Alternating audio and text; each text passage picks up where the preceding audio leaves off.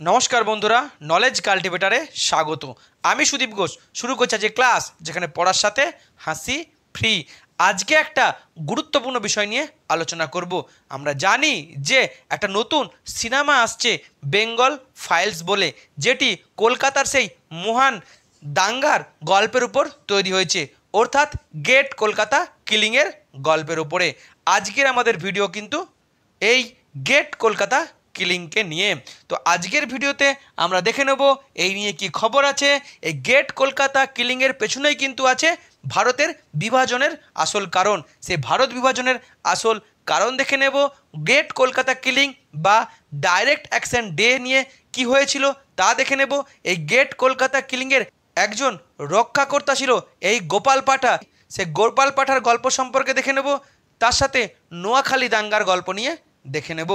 Video শুরু করার আগে এটি একটি শিক্ষামূলক ভিডিও। এই ভিডিওর কোনো অংশে হিংসা ও রাজনৈতিক এবং সাম্প্রদায়িক বিদ্বেষ অন্তর্ভুক্ত হয়নি।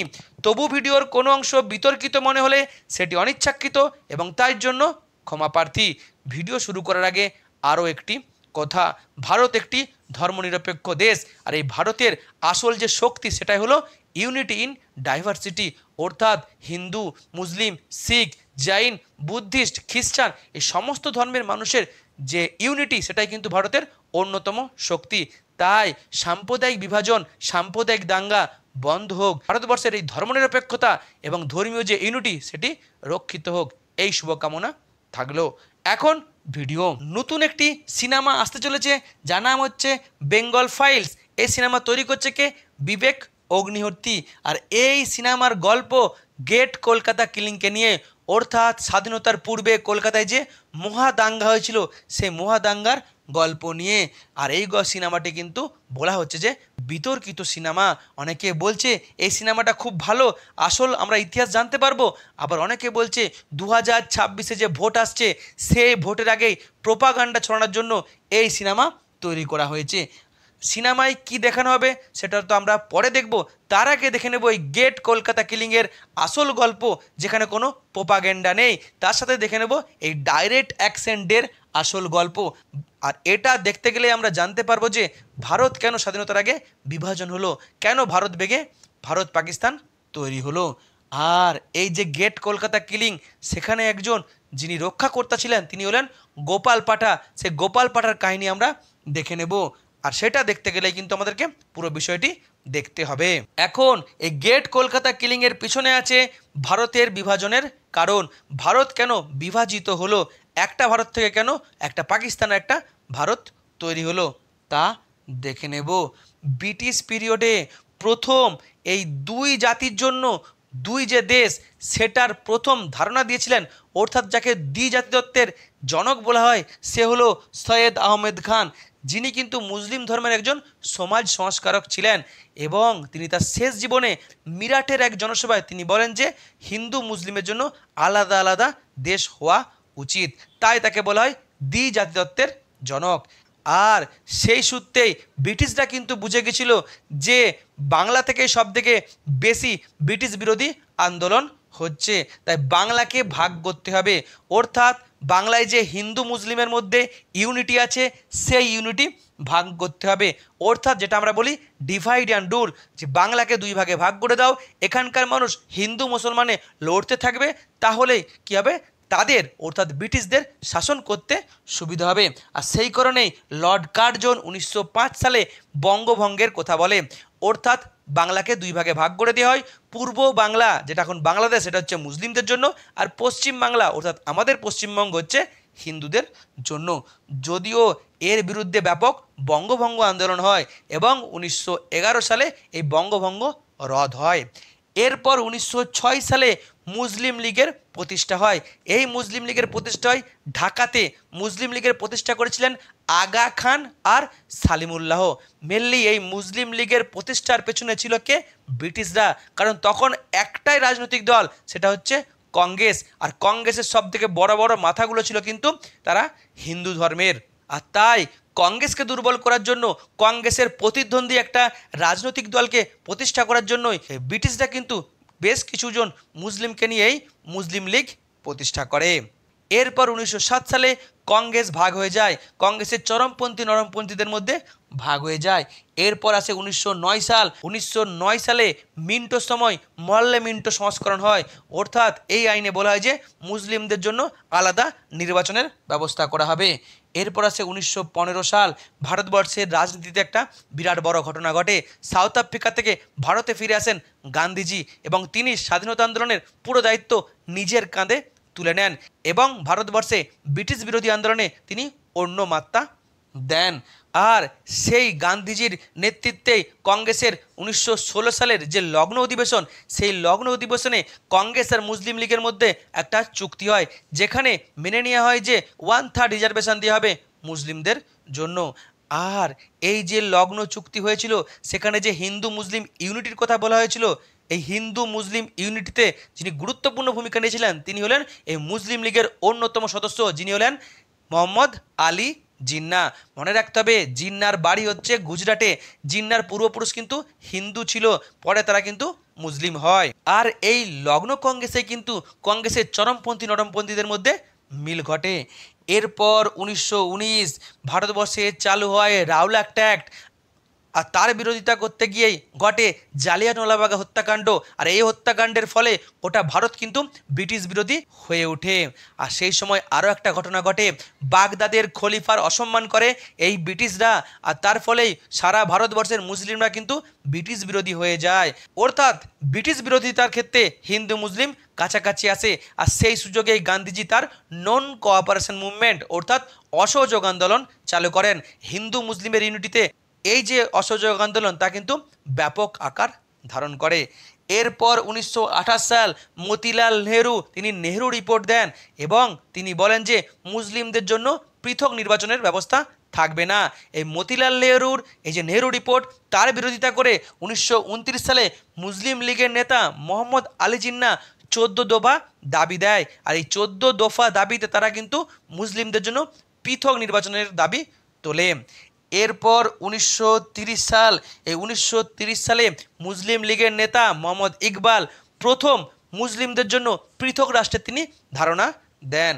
এরপর 1932 সাল গান্ধীজি দ্বিতীয় গোলটেবিল বৈঠকে যোগ দেওয়ার জন্য যান লন্ডনে। আর তখন ব্রিটিশ প্রধানমন্ত্রী ছিল র্যামসে ম্যাকডোনাল্ড। র্যামসে ম্যাকডোনাল্ড ধর্মের ভিত্তিতে বাটোয়ারা নীতি অর্থাৎ সাম্প্রদায়িক বাটোয়ারা নীতির কথা বলেন। গান্ধীজি রেগে এই দ্বিতীয় গোলটেবিল বৈঠক ছেড়ে তিনি ভারতে ফিরে আসেন। এরপর 1933 সাল মুসলিম লীগের অপর এক নেতা চৌধুরী রহমত আলী তিনি তার নাও এবং নেভার গ্রন্থে প্রথম পাকিস্তান কথাটি ব্যবহার করেন। এরপর 1935 সাল ভারতে হয় গভর্নমেন্ট অফ ইন্ডিয়া অ্যাক্ট। আর এই গভর্নমেন্ট অফ ইন্ডিয়া অ্যাক্টের ফলেই বলা হয় যে ভারতে প্রাদেশিক অঞ্চলগুলিতে নির্বাচন করা হবে। এরপর 1937 সাল হিন্দু মহাসভা তাদের যে আহমেদাবাদ কনফারেন্স এবং নাগপুর কনফারেন্সে তারাও কিন্তু হিন্দুদের জন্য পৃথক রাষ্ট্রের দাবি তোলে।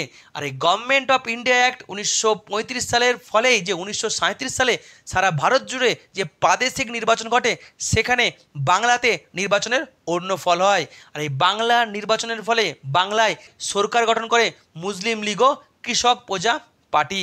কিন্তু 1940 সালে মুসলিম লীগের নেতারা বিশেষ করে এই মোহাম্মদ আলী জিন্নাহ পাকিস্তান প্রস্তাব দেয়। আর এই পাকিস্তান প্রস্তাবের বিরোধিতা করে 1941 সালে কৃষক প্রজা পার্টি বাংলার মুসলিম লীগের সরকার ছেড়ে বেরিয়ে আসে। তখন এই বাংলার মুসলিম লীগের সরকারকে সমর্থন দেয় কে? হিন্দু মহাসভা। এরপর হয় দ্বিতীয় বিশ্বযুদ্ধ এবং গান্ধীজির ভারত ছাড়ো আন্দোলন, এমনকি নেতাজি সুভাষচন্দ্র বসুর যে আজাদিন সরকারের গঠন, তার সাথে আরও ঘটে একটা হচ্ছে নৌ বিদ্রোহ। এই একাধিক পরিস্থিতির সম্মুখীন হয় ব্রিটিশ সরকার, তারা ভারতকে স্বাধীনতা দেওয়ার জন্য রাজি হয়। আর ভারতকে স্বাধীনতা দেওয়ার আগে ভারতবর্ষের সংবিধান রচনা করার জন্য মন্ত্রী কমিশন 1946 সালে ভারতে আসে। মুসলিম লীগ কিন্তু পৃথক রাষ্ট্রের দাবিতে অনড় থাকে এবং তারা মন্ত্রী কমিশনের যে গণপরিষদ, সেই গণপরিষদকে বয়কট করে।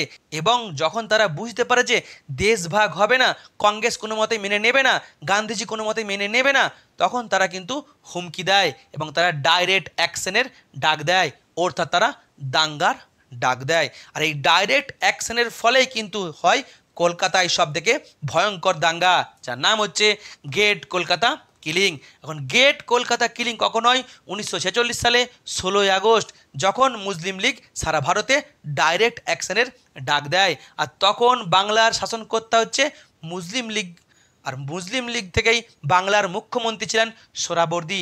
এই মুসলিম লীগের ডাকে কলকাতায় মুসলিম লীগের একটা বিরাট বড় জনসভা হয়, যেখানে কলকাতা ও শহরতলির বিভিন্ন প্রান্ত থেকে প্রচুর মুসলিম এবং মৌলবাদী লোক তারা কিন্তু এই জনসভায় যোগদান করে। আর এই জনসভা থেকে মুসলিম লীগের নেতারা তারা কিন্তু সাম্প্রদায়িক প্রোপাগান্ডা এবং সাম্প্রদায়িক উত্তেজনামূলক তারা ভাষণ দেন।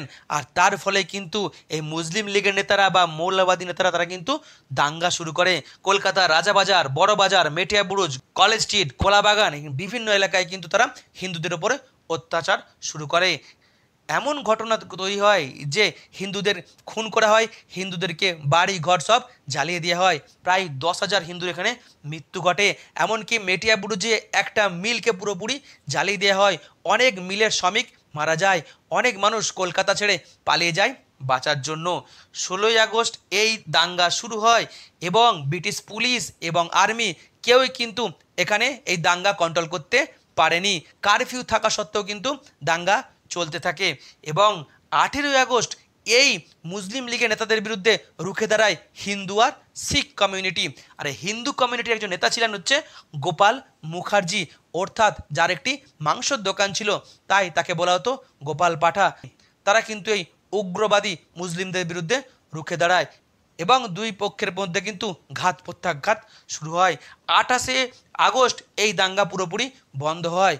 যে একটি সূত্রে জানা যায় প্রায় 20,000-এরও বেশি মানুষ মারা গেছিল। তারা বেশিরভাগটা ছিল হিন্দু, কিছু শিখ আর কিছু মুসলিম। কলকাতার বিস্তীর্ণ অঞ্চলে আগুন জ্বালিয়ে দেওয়া ছিল, দোকান, ঘর, বাড়ি, এমনকি বাস, ছোট গাড়িকেও আগুন জ্বালিয়ে দেওয়া হয়েছিল।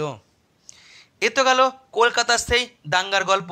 শুধু কলকাতার দাঙ্গা নয়, মুসলিম লীগের পৃথক পাকিস্তান রাষ্ট্র চায়, তার জন্য কলকাতার এই দাঙ্গা রেস জুড়েই ভারতবর্ষের বিভিন্ন স্থানে কিন্তু দাঙ্গা ছড়িয়ে পড়ে। পাঞ্জাবে ছড়িয়ে পড়ে, বিহারে ছড়িয়ে পড়ে, আরও এক জায়গায় ছড়িয়ে পড়ে, যেটা হচ্ছে পূর্ববঙ্গের নোয়াখালী। এই নোয়াখালী দাঙ্গা 1946 সালে। এবং শুধু নোয়াখালী নয়, নোয়াখালীর পার্শ্ববর্তী যে সমস্ত অঞ্চলগুলি আছে, কুমিল্লা, ব্রাহ্মণবাড়িয়া, ফেনী, সেসব অঞ্চলেও কিন্তু এই দাঙ্গা ছড়িয়ে পড়ে অক্টোবর নভেম্বর মাসে। যেদিন দাঙ্গার উৎপত্তি হয় সেটা ছিল কোজাগরি লক্ষ্মী পুজোর দিন। কোজাগরি লক্ষ্মী পুজোর দিন এই মুসলিম লীগের নেতারা আর কিছু মৌলবাদী সংগঠনের নেতারা তারা কিন্তু হিন্দুদের উপরে অত্যাচার শুরু করে। প্রায় 6,000 হিন্দুদেরকে খুন করা হয়। এমনকি অনেক হিন্দুরা বাধ্য হয়ে ধর্ম ত্যাগ করে নেয় বা ধর্ম পরিবর্তন করে নেয় বাঁচতে, এবং অনেক হিন্দু মানুষ তারা কিন্তু পালিয়ে যায় বাঁচার জন্য। মনে রাখতে হবে তখন কিন্তু ব্রিটিশ সরকারের পুলিশ আর ব্রিটিশ আর্মি তারা কিন্তু ভারতের থেকে শাসন ব্যবস্থা তুলে নিচ্ছে, তাই তাদের কাছে কোনো দায়িত্ব ছিল না। তারা এই দাঙ্গা বন্ধের জন্য কোনো কিছু ব্যবস্থা গ্রহণ করেনি। কংগ্রেসও দাঙ্গা বন্ধ করতে ব্যর্থ ছিল, সমস্ত সংগঠন দাঙ্গা বন্ধ করতে ব্যর্থ হয়েছিল। তখন দাঙ্গা বন্ধ করার দায়িত্ব নিজের কাঁধে তুলে নিয়েছিলেন গান্ধীজি। এই বুড়ো গান্ধীজি তিনি চলে গেছিলেন কোথায়? নোয়াখালীতে। নোয়াখালীর গ্রামে গ্রামে তিনি ঘুরে বেরিয়েছিলেন, মানুষকে অনুরোধ করেছিলেন দাঙ্গা না করতে এবং দাঙ্গা বন্ধ করতে। তিনি অনশনে বসেছিলেন এবং তার ফলে কিন্তু দাঙ্গা বন্ধ হয়েছিল। তাই গান্ধীজিকে এখানে বলা হয় ওয়ান ম্যান আর্মি। অর্থাৎ বুঝতে পারলাম যে মুসলিম লীগ আর পেছনে ছিল কারা?